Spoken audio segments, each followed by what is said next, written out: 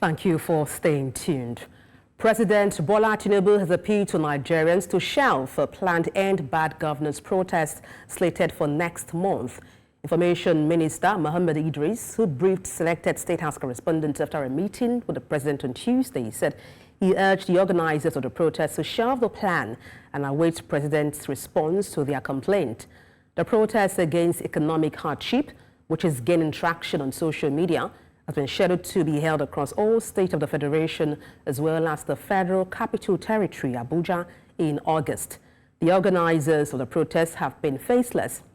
Earlier on Saturday, presidential spokesman Bayo Ononuga warned that the planned protest, if staged, could degenerate into destruction of assets that trail the EndSARS protest against police brutality and extrajudicial killings on October 2020. And to talk about this, I'm joined by rights activist Hassan Soweto. Good evening. Glad to have you join me. Yeah, thank you for having me. Perhaps I should start by asking what your thoughts are on the planned protest for August. Well, I think it's a protest that is going to happen regardless of what the president or his aides are saying. Because this is about poor Nigerians. This is about Nigerians who are suffering from hunger and hardship. Between last year and now, over 20 people have died in different states across the country during stampede at food banks. It has never been that terrible in this country. So that the government cannot beat a child and then expect that child not to cry. Nigerians who are suffering from starvation, from joblessness, they have a right to protest and they are going to protest peacefully.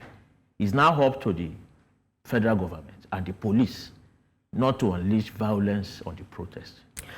Let me go to a comment by the NLC leader, Joe Ajero, asking the federal government to dialogue with the leaders of the protest.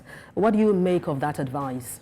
Well, I think the first thing would be to commend the NLC for making that open call, because in the same statement, the NLC also warned the police, against attacking peaceful protesters. But I would like to urge the NLC leadership to go beyond that, because the NLC cannot be a neutral cannot take a neutral position on an issue that affects their own members. Civil servants in different parts of the country are trekking to their offices every day and back. That is how bad things are.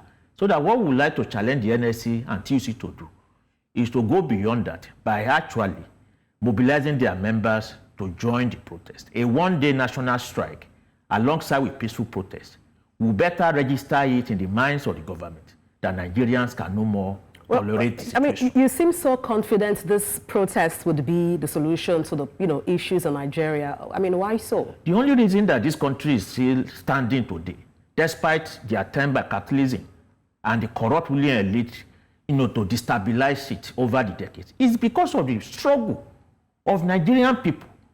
First and foremost, Nigeria will still remain a colonized country, if not for mass struggle. We will still remain under military authoritarianism, if not for mass struggle. So if we are going to end this condition of hardship and hunger, it's only going to be through mass struggle. But what we would have to say also is a struggle for what? Because we've been on this for long. Nigeria's problem is very clear. On the basis of capitalism, this country cannot develop. We need to end it and enthrone a socialist alternative. Okay, but then do you share in these fears and growing concerns as to how this protest may turn out? People say it may be hijacked and lead to loss of lives. What do you say to that? It's only the police and the DSS that hijack protests in this country. We had a protest on June 12th, just a few months ago. I was part of the participant in that protest. They attempted to equally hijack it. It is the state that sponsors all these elements to try and destabilize protest. So I have no fear about the protest, because this is not the first time we have been struggling in this country. To avoid violence and crisis, Nigerians, the media, should call on President Tinubu, the Inspector General of Police, and the DG of DSS to stay their hands and not mobilize their thugs and touts to destabilize the protest. Nigerians have always protested peacefully. It's always the police and the DSS that turns it to something. Now, how do we toe that line of safety? Perhaps we should look at the case that happened or is happening right now in Kenya, where we have seen weeks-long protests. And indeed, among these protesters, we have some factions. And the protests, along the line was hijacked. Now, how do we toe that line of safety to ensure there is no anarchy, in as much as, you are saying this protest should go on? How do we maintain that balance of safety? What we always do in protests is that we have internal mechanism for maintaining order during a protest. Every protester comes with banner and leaflet. If any other person is holding anything harmful, there is not part of the protest. And protesters always have means of identifying people like that. EndSARS became a fiasco because the state actually mobilized people with cutlasses to go and attack the protest. So that, what therefore I'm saying is that we are going to ensure a peaceful protest. This is not the first time we are doing it. It is the state that should stay its hands and not mobilize its agents to destabilize it. And I'm saying this, and I want to be put on record. The IG should be held responsible if anything goes all right with the peaceful protest we're planning for August. All right, thank you so much for your insight on the news. Hassan Soweto, rights activist, many thanks indeed for your time. Thanks for having me.